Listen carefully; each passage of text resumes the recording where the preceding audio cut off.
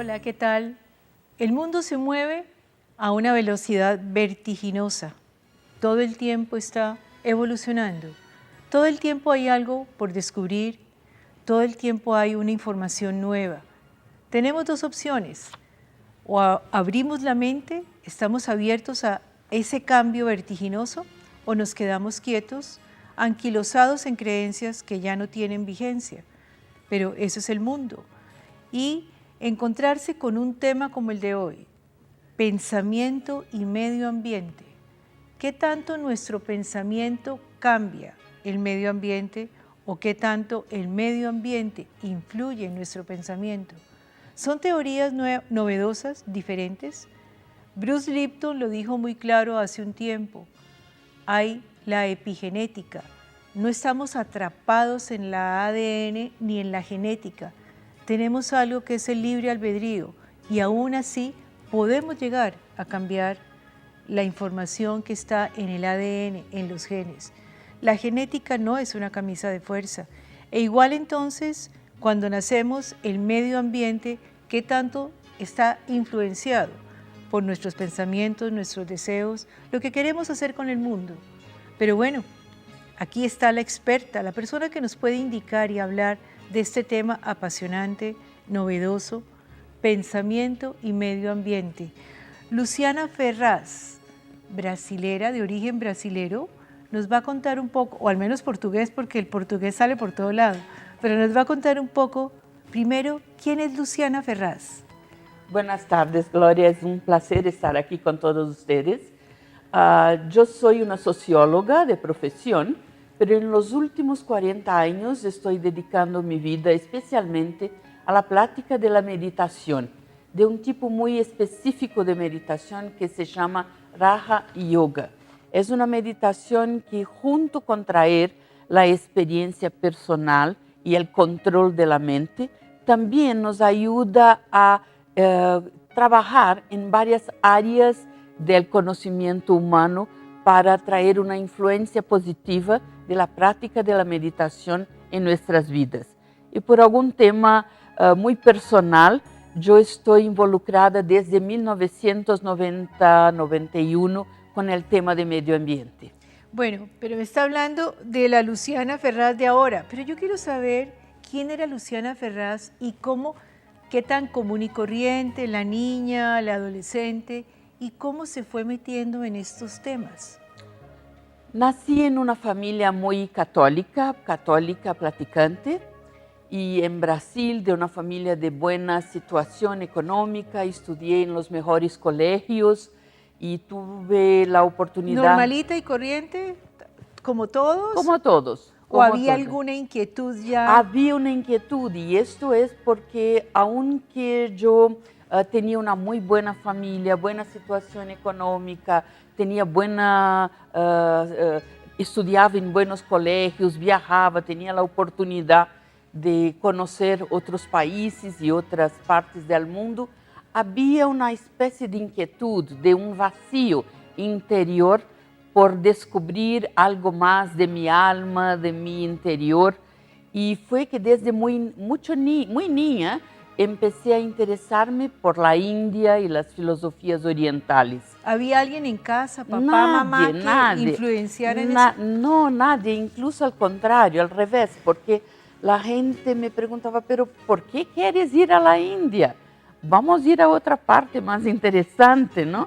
Y entonces con 12, 13 años ya usaba la ropa de la India, me interesaba por los cuentos, por la filosofía. Y con 18 años de edad yo empecé a practicar el Hatha Yoga, que es la parte más física y también de la respiración de yoga. Y me encanté de tal manera que dentro de un año ya estaba dando clases de Hatha Yoga. Y poco tiempo después hizo mi primer visita a la India.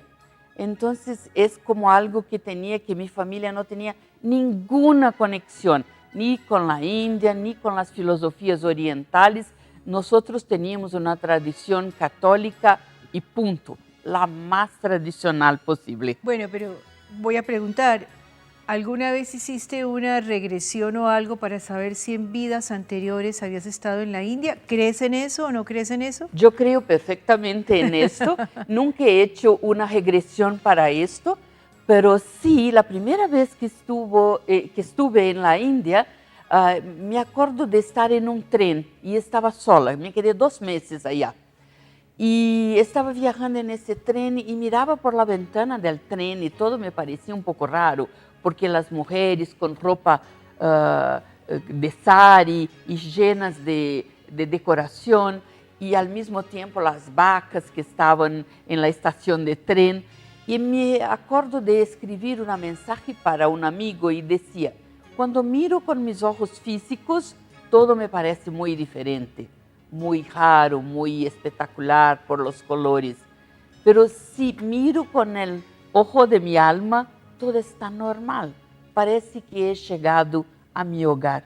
Esto escribí para este amigo y más entiendo que por seguro he estado muchas otras Era veces allá. casi que un déjà vu, pues, Sí, era como si fuera un déjà vu.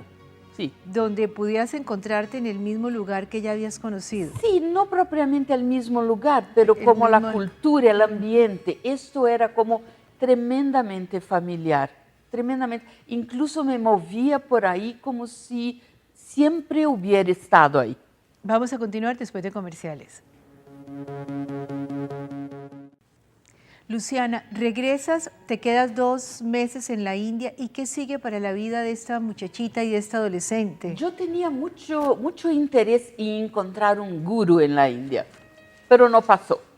Fui, volví, hice varios cursos, encontré maestros muy famosos, como por ejemplo el maestro Iyengar, que no está más entre nosotros, pero su hija sigue su trabajo y es uno de los profesores de yoga más conocido en el mundo.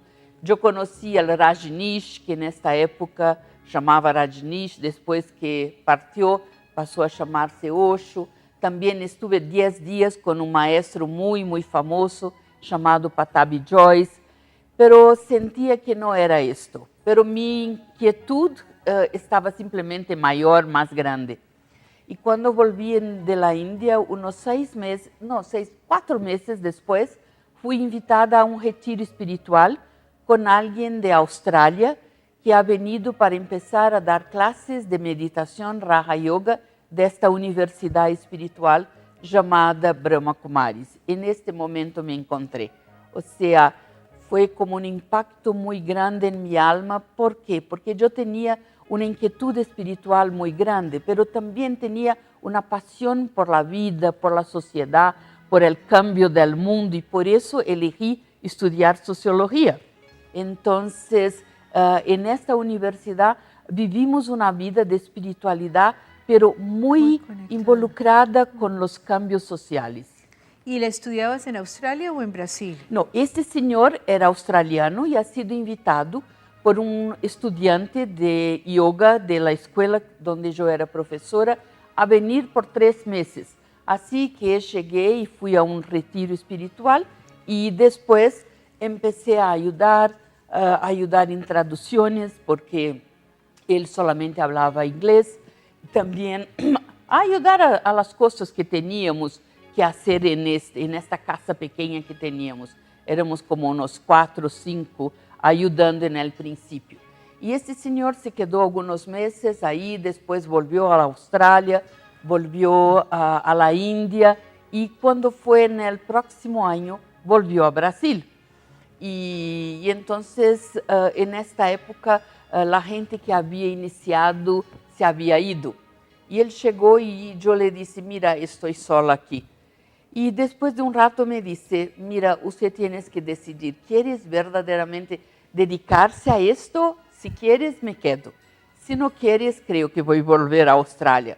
Entonces pensé en este momento que era una gran responsabilidad decir no, y al mismo tiempo no tendríamos esa universidad tan bella, tan maravillosa en nuestro país. Pero yo tenía simplemente 23 años. No estaba muy preparada para una dedicación de una vida espiritual. Pero algo me movió y dije que sí, que me entregaba. Y desde entonces tenemos en este momento un trabajo muy, muy lindo en Brasil. Tenemos como 40 escuelas en Brasil y estas escuelas están esparcidas en todo el mundo. Tenemos como más o menos 8.500 escuelas alrededor de más de 100 países y Brasil fue uno de los primeros países. Fue en realidad el primer país en la América Latina y Colombia y México fueron los dos próximos. Así que ha sido una experiencia que yo no había me preparado para tener este tipo de vida, pero hoy siento una satisfacción muy grande, principalmente porque siento que mi vida es como muy significativa. ¿Cómo se combinan, Luciana, la espiritualidad y la sociología? Porque reconocemos que todo el ser humano tiene como algunas cualidades que son básicas y muchos de nosotros tenemos las mismas necesidades y solo que nuestro estilo de vida, nuestra cultura, nuestra manera de vivir, incluso las acciones de unos, a veces no llevan a la persona a experimentar estas calidades básicas, como por ejemplo el amor, la paz, la felicidad, que todos nosotros queremos, que todos nosotros hacemos de todo para experimentar eso. Puedo dar un ejemplo muy simple. Una vez estaba trabajando con un grupo de niños privados de libertad. Eran niños de más o menos 16, 17 años. Y hicimos como un juego con ellos y una pregunta: ¿cuál es la persona que más tiene amor en su vida? Y ellos todos contestaron que era su mamá. Como 2 o 3, eran 100 niños, 2 o 3 que hablaron alguna otra cosa. Y nos explicaron que el amor de su mamá era muy especial, porque su mamá les iba a visitar incluso si estaban en una prisión, y que las mamás les llevaban comida, dulces, ropas, y hablaban de una manera como si el amor fuera tan importante para ellos. Entonces, nosotros teníamos aquí niños privados de la libertad y que también estaban demostrando la misma necesidad de amor y de paz que nosotros tenemos. O sea, estas son cualidades y experiencias del ser humano, del alma humana. Y vemos que cuando nosotros traemos estas experiencias y estos ejercicios de meditación a la gente, ellos se conectan de una manera muy fácil. ¿Por qué? Porque todos nosotros ¿Se conectan con qué? Con la experiencia de meditación. Porque todos nosotros queremos tener una vida de equilibrio, una vida de buenas relaciones. A todos nosotros nos gusta un ambiente muy lindo, ¿no? Cuando vemos flores, cuando vemos colores, cuando vemos plantas, todos nosotros nos sentimos conectados. O sea, esto es algo natural a todos los seres humanos. Si eso es tan natural y nos gusta tanto, Luciana, ¿por qué hay una parte de la humanidad que se empeña en no lograrlo? Pero me lo vas a contestar después de comerciales. Que si es tan natural, tan la esencia del ser humano, ¿por qué hay gente que se opone? Hay una parte que no quiere. ¿Qué sucede allí, Luciana? Yo creo que el materialismo y el estilo de vida que las personas están viviendo hoy en día les alejó de este estado verdadero natural. Es como si estuviéramos viviendo en una naturaleza artificial, o sea, como una manera de vivir artificial, donde hemos creado castillos de piedra, hemos creado una necesidad de bienes materiales para estarmos felices y nos olvidamos de cosas muy simples y muy simples y muy verdaderas que nos hacen muy bien. Por ejemplo, me acuerdo que cuando era niña iba a visitar mis abuelos que vivían en una pequeña ciudad en el interior del estado donde vivía yo. Yo vivía en la capital. Y ahí yo con una hermana, con un año menos que yo, jugábamos tomando las hojas de plantas del suelo y con pequeños palos que encontrábamos ahí, hacíamos coronas, hacíamos guirlandas y nos quedábamos como horas haciendo esto. Y como yo les dije, tenía una buena familia, tenía condiciones económicas, pero esto era normal a los niños, o sea, vivir en contacto con la naturaleza y aprovechar de todo alrededor para hacer, para incluso explorar su creatividad. Pero mira hoy los niños y los jóvenes, yo tengo sobrinos nietos, porque no tengo hijos, que con 5 o 6 años de edad enseñan a mi mamá, su bisabuela, a aprender WhatsApp y a transmitir los mensajes.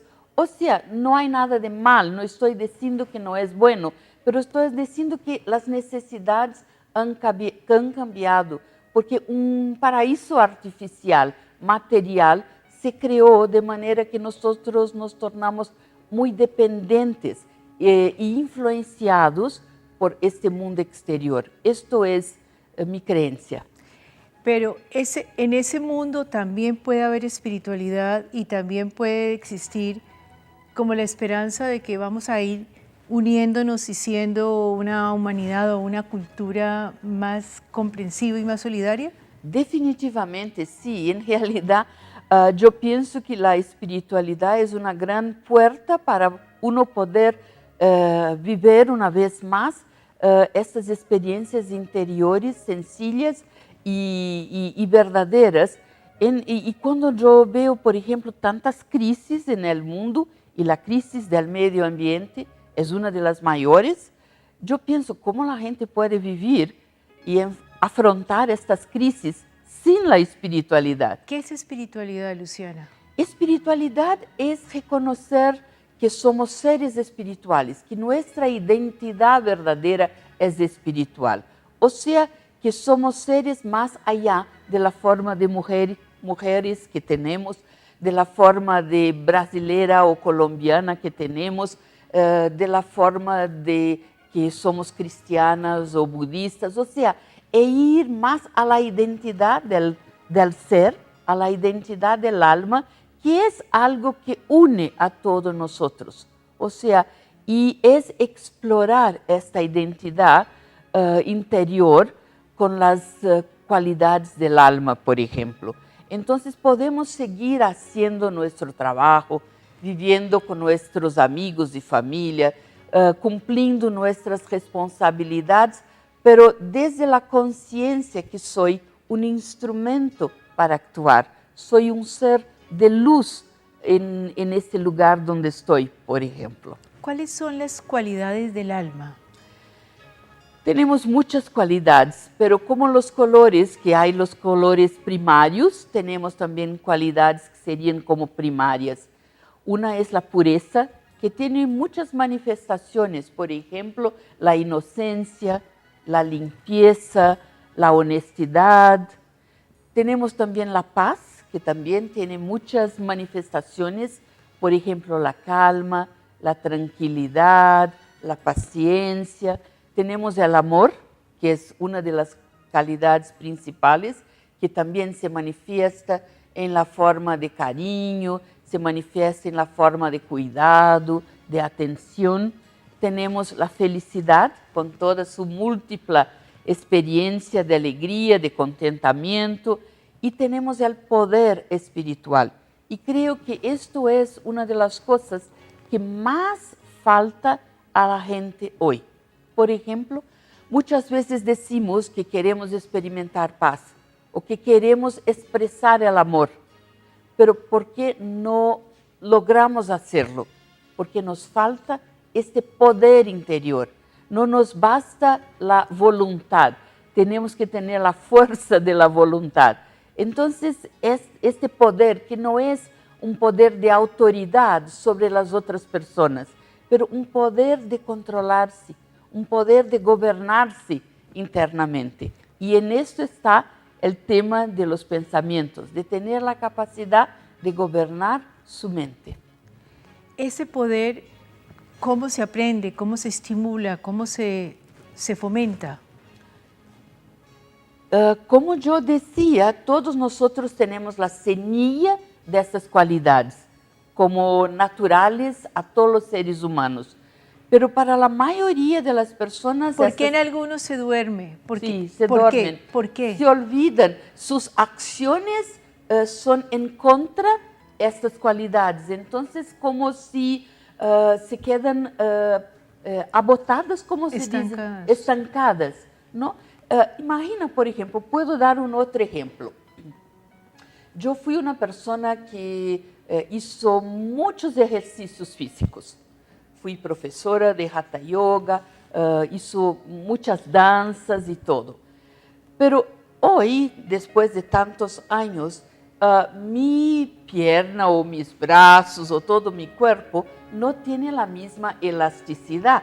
O sea, para que yo pueda volver a bailar o a hacer los ejercicios de la misma manera, yo tengo que tener un tiempo de preparación, o sea, de entrenamiento. No es que hoy, por ejemplo, tú me dices, tú has hecho tantos cursos de danza, entonces danza para nosotros ahora. No puedo hacerlo porque todo está como embotado dentro de mí. Tengo que volver a practicar y poco a poco esto empieza a volver en términos de la potencialidad, de la capacidad. Creo que muchos seres humanos, por el estilo de vida, se han olvidado de esas cualidades. O sea, no han practicado esas cualidades, no han puesto en sus relaciones, y relación no es solo con personas, no han puesto estas cualidades en la relación con sus recursos, recursos de plata, recursos de tiempo, relación con el medio ambiente. Entonces, por todo esto en portugués decimos definió. Definió significa como se quedó estancado, ¿no? Disminuyó su capacidad. Se comprimió. Se comprimió. Bueno, estamos empezando a hablar con Luciana, pero se nos acabó el tiempo. Eso no significa que no vamos a continuar con el tema de cómo nuestra mente puede llegar a influir en el medio ambiente y el medio ambiente en nosotros. Vamos a dejar hoy aquí, pero los espero la próxima semana porque Luciana todavía tiene muchas cosas que decirnos.